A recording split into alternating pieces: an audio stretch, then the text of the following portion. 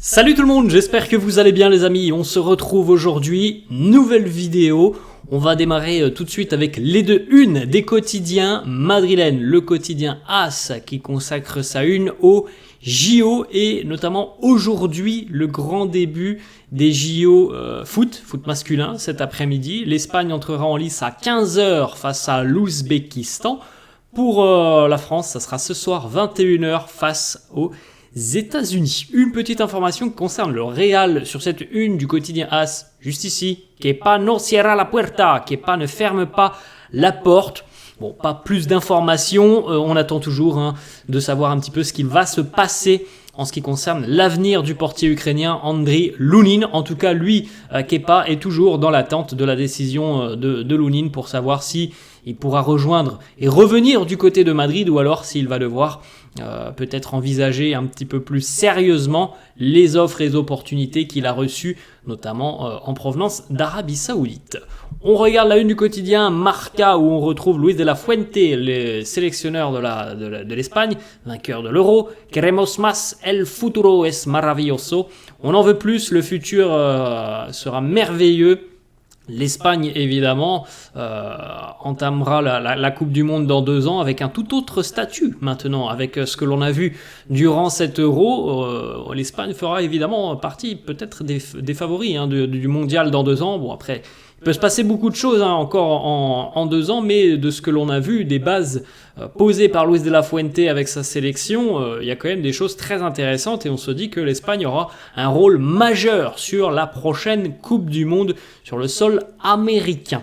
On poursuit les amis avec une autre information, donc déjà comme vous pouvez le constater juste ici, el fútbol mira a las medallas, le football qui recherche des médailles cet après-midi 15h, l'entrée en lice pour l'Espagne. Du côté du Real Madrid, c'est de l'autre côté, Ferland Mendy. El Madrid ve cerca su renovación, on va en parler des avancées positives depuis quelques jours en ce qui concerne Ferland Mendy, puisque José Félix Díaz, journaliste Marca, annonce que la prolongation de contrat de Ferland Mendy est de plus en plus proche avec le Real. On attendra de voir les amis. Moi ça me surprend un petit peu. Alors je serais très heureux que Ferland Mendy continue l'aventure. Ce qui me surprend un petit peu, c'est surtout que depuis des mois et des mois, on entend parler de ces négociations entre les représentants de Mendy et le club. Et on entend surtout beaucoup d'informations qui nous disent que les négociations n'avancent pas, que les négociations sont quasiment au point mort parce qu'il semblerait que les agents de Mendy demandent beaucoup trop d'argent, que le Real ne veut pas lui offrir et qu'en plus de ça, il n'y a pas forcément toujours les garanties sportives. Cette année, elle a été quand même très bonne pour Ferland Mendy. Il y a eu des garanties sportives, des garanties physiques où on l'a vu. Il y a eu quelques petits pépins physiques, mais il a quand même été très régulièrement disponible, ce qui n'était pas forcément le cas des saisons précédentes. Et là, en l'espace d'une journée comme ça, on nous annonce qu'il est très proche de prolonger. C'est ça qui me surprend. Après, il y a de grandes chances et j'espère que c'est vrai qu'il va prolonger son contrat, mais ça me surprend un petit peu parce que pendant quasiment pas loin d'1 an, on nous a dit les négociations ne se passent pas très bien avec Ferland Mendy, c'est compliqué, on voit mal comment on pourrait avoir une issue positive. Ferland Mendy va même peut-être quitter le club à l'été 2024 et là en l'espace de 2 jours on nous annonce qu'il est proche de prolonger. Voilà, c'est un peu surprenant, mais bon. Tant mieux si ça se passe comme ça. Autre information donc de Marca et José Félix Díaz qui nous annonce que l'annonce pourrait même intervenir dans les tout prochains jours. On suivra évidemment ce qui va se passer avec Ferland Mendy dans les tout prochains jours en ce qui concerne donc cette éventuelle prolongation de contrat. Ferland, lui, il est très heureux du côté de Madrid. Il se sent valorisé. Il veut continuer à Madrid. Le fait aussi d'avoir l'appui de son entraîneur Carlo Ancelotti, c'est quand même quelque chose de très très important. Il faut se le dire. Si on avait un entraîneur qui ne prenait pas position, ne le soutenait pas publiquement, je pense que ça serait quand même beaucoup plus compliqué. Là, c'est pas du tout le cas. Carlo, il l'a toujours mis en avant, il a toujours complimenté Ferland. Il a toujours dit que c'était pour lui l'un des meilleurs latérales au monde, qu'il voulait le voir continuer. Et voilà, je pense que au bout d'un moment, tout ça a fini par convaincre. Et évidemment aussi, l'un ne va pas sans l'autre. Les prestations de Mendy ont fini par convaincre des dirigeants qui étaient un peu suspicieux depuis son arrivée, parce que malheureusement depuis son arrivée quand même, mis à part cette saison, Ferland a été quand même régulièrement touché par des pépins physiques. On poursuit les amis avec les entraînements de la veille, on continue, ça fait bientôt presque 15 jours maintenant, un petit peu moins, que les entraînements ont repris. Normalement aujourd'hui, on devrait avoir l'arrivée de Modric et d'Hendrick. Bon, on verra demain si ça se confirme. En tout cas, Hendrick, lui, il est déjà à Madrid. On regardera une petite photo tout à l'heure. Donc, il y a de grandes chances qu'il soit présent à l'entraînement. Pour Luka Modric, on n'a pas beaucoup plus d'informations. Mais c'était à peu près la date évoquée. Aujourd'hui, le retour de Modric. En tout cas, les entraînements se poursuivent. Et autre information, d'ailleurs, depuis lundi, c'est fini la rigolade. Là, on est passé sur un format un peu plus contraignant pour les joueurs et un peu plus physique, puisqu'on est dorénavant sur 2 séances journalières pour les joueurs.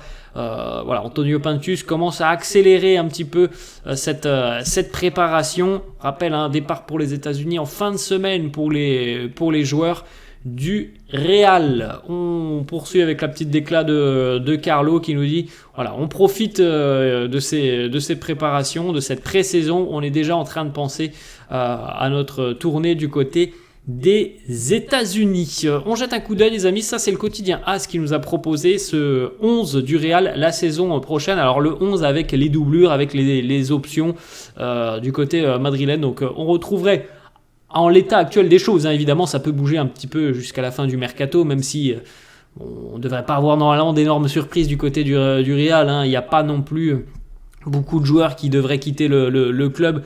Les grosses incertitude à l'heure actuelle, c'est donc André Lunin, peut-être Dani Ceballos au milieu de terrain, sinon tout ce petit monde devrait être présent l'année prochaine. Donc dans les buts, Courtois et Lunin en charnière, c'est là que pour moi c'est problématique, même si l'année dernière on n'a quasiment ressenti aucun problème. C'est à l'heure actuelle Militao, Vallejo et Rudiger et Alaba, sachant que Vallejo n'est pas extrêmement considéré par Carlo Ancelotti et que David Alaba est blessé. Donc potentiellement, à l'heure actuelle, nous avons 2 défenseurs centraux de métier. Alors après, on n'oublie pas que Tchouaméni peut dépanner.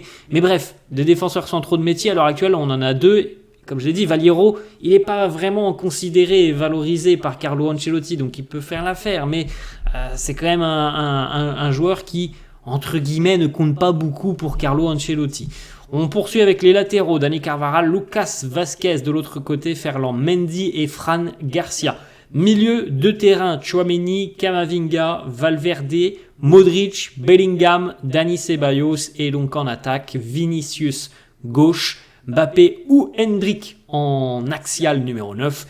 Et puis de l'autre côté, c'est là que l'on a le plus d'options.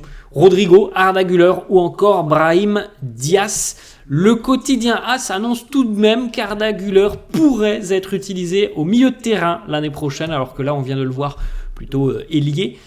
Carlo pourrait donc l'utiliser en milieu de terrain l'année prochaine, un petit peu plus dans un rôle de meneur. On lui donne pas les clés du camion et le poste de numéro 10, mais il pourrait faire quelques apparitions au milieu de terrain et il en a les capacités et les qualités, ça j'en suis persuadé. On enchaîne avec une information mercato. Le Real Valladolid est très intéressé et à l'heure actuelle mène la danse dans la course qui mène au jeune attaquant Juanmi Latassa. On va poursuivre avec une information du quotidien The Athletic. Voilà les 3 positions ciblées par le Real. Si toutefois le Real a envie de passer à l'action et de se renforcer, le poste de défenseur central, les latéraux, latéral gauche et le poste de gardien de but. Donc on est plutôt quand même sur des opportunités de marché dans le secteur défensif. Voilà, ce sont les 3 options qui sont à l'heure actuelle étudiées par le Real. Alors ça ne veut pas dire que ça se fera, ça ne veut pas dire qu'on aura même un joueur qui arrivera, mais en tout cas ce sont les 3 postes qui à l'heure actuelle posent question un petit peu du côté de Madrid. On enchaîne les amis avec une petite déclaration d'un joueur qui, je pense, ne serait pas contre une arrivée du côté de Madrid. Alors, est-ce que ça se fera? Ça, c'est une question que l'on peut se poser. Je pense qu'on est très très loin que ça se fasse. En tout cas, s'il y avait un départ de Liverpool, peut-être que le Real serait l'une de ses priorités. Trent Alexander-Arnold, on lui a posé une question très simple. Quel est votre stade préféré hormis Anfield et Wembley? Il a répondu le Bernabeu et il a déjà été très élogieux dans certaines déclarations envers le Real. Donc, Voilà, c'est une opportunité, on le sait, de marché, peut-être aussi pour l'année prochaine, un petit peu comme le dossier d'Alphonso Davies. On enchaîne avec une autre information qui a été annoncée par le quotidien italien, la Gazzetta, qui annonce que Mats Hummels, ancien pilier du Borussia Dortmund, qui vient de quitter Dortmund depuis la fin de saison et qui d'ailleurs était en pourparlers avec le club italien de Bologne, eh bien pour le moment, il semblerait que les discussions avec Bologne se soient un petit peu calmées puisqu'il y a un club qui est intervenu et qui est venu prendre des renseignements. C'est le Real qui visiblement serait entré dans ces négociations, dans ces discussions avec Mats Hummels, qui on le rappelle pour le moment est libre de tout contrat, donc c'est un joueur qui arriverait librement et gratuitement, ce qui est quand même plutôt pas mal pour le Real. C'est un joueur très expérimenté, Mats Hummels, qui pourrait rendre de bons et loyaux services au club dans le secteur défensif. Voilà, il n'y a rien de bien concret à l'heure actuelle, mais voilà, le Real est venu un petit peu sonder le joueur Mats Hummels, donc voilà, quelqu'un quand même qui a des références au très très très haut niveau, Mats Hummels, avec toutes ces années passées, le Bayern, le Borussia Dortmund, et on n'oublie pas aussi sa longue carrière avec la sélection allemande. Une information aussi qui concerne David Alaba, selon le quotidien AS, le Real est désormais confiant quant au rétablissement de David Alaba. Le retour serait envisagé pour la mi-novembre. C'est déjà un petit peu mieux que ce que l'on annonçait depuis quelques semaines et normalement le début d'année 2025. Mi-novembre, voilà, c'est quand même un peu plus raisonnable, on va dire ça comme ça, parce qu'il aurait fallu encore une fois jongler un petit peu défensivement. Si tu as encore une option qui est éloignée des terrains pendant 5-6 mois, c'est encore une fois des questionnements pour Carlo, des joueurs pas forcément toujours utilisés à leur poste. Là, mi-novembre, tu te dis pendant 2 mois peut-être qu'il faudra un petit peu faire autrement dans le secteur défensif s'il y a des pépins physiques, mais voilà, 2 mois c'est quand même surmontable normalement. On enchaîne les amis avec une petite liste des joueurs qui sont en fin de contrat avec le Real dans un an, à l'été 2025. On retrouve donc dans cette liste Dani Carvajal, Ferland Mendy, André Lunin, Luka Modric, Lucas Vazquez et Jesus Valiero. Bon, on sait déjà que Jesus Valiero quittera le club peut-être cet été ou alors l'année prochaine. On sait déjà, franchement, je pense les amis, que Luka Modric, ça sera sa dernière année et que l'année prochaine il quittera le club. André Lunin, bon, la tendance est quand même plutôt vers un départ. Lucas Vazquez, je pense que lui pourrait être amené à prolonger, comme Dani Carvajal. Ferland Mendy, bon, on en a parlé un petit peu. Donc voilà un petit peu l'état des lieux de tous ces joueurs qui sont en fin de contrat dans un an maintenant. On poursuit avec cette très bonne nouvelle sur le plan financier pour le Real qui vient d'écrire l'histoire hier. Le club a annoncé un chiffre d'affaires record de 1,07 milliard d'euros pour la saison écoulée, donc la saison 2023-2024. C'est une hausse incroyable puisque l'on est sur une hausse de 27% des revenus par rapport à l'année dernière avec un bénéfice net de 16 millions d'euros pour le Real. C'est le premier club au monde à franchir ce palier du milliard d'euros de chiffre d'affaires, ce qui est quand même assez dingue pour le Real. Évidemment les amis, c'est pas du bénéfice, 1 milliard d'euros, mais le chiffre d'affaires c'est plus d'1 milliard pour le Real, premier club au monde à le réaliser. Évidemment les travaux de rénovation du Bernabéu et les concerts, tous les événements qui sont liés au Bernabéu maintenant sont en grande partie liés à cette hausse spectaculaire de 27%. Vous pouvez jeter un petit coup d'œil d'ailleurs les amis. Depuis, je crois qu'on est sur un tableau depuis à peu près 20 ans, donc évidemment la dernière année est tout à droite. Vous pouvez jeter un petit coup d'œil sur les revenus du Real, d'où proviennent ces revenus, avec les petits histogrammes et puis les petites légendes, le marketing, les droits TV, les matchs amicaux, les compétitions internationales et aussi évidemment les revenus du stade. Et comme vous pouvez le constater, déjà au niveau du marketing, il y a quand même des revenus colossaux grâce à l'arrivée du nouveau Bernabéu. Et puis vous pouvez le stade aussi. Le stade, on a quasiment doublé par rapport à la saison précédente. C'est normal, la saison précédente, il y avait moins de public au Bernabéu, puisqu'il y avait une partie des gradins qui étaient fermés. Mais voilà, là on est en train de passer dans une autre dimension du côté du Real.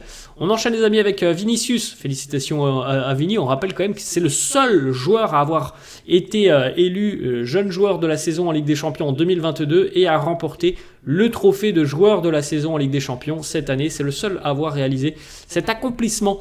Petite déclat de Fede Valverde, les meilleurs milieux de terrain de l'histoire. Fede qui nous dit Toni Kroos, Casemiro et Luka Modric.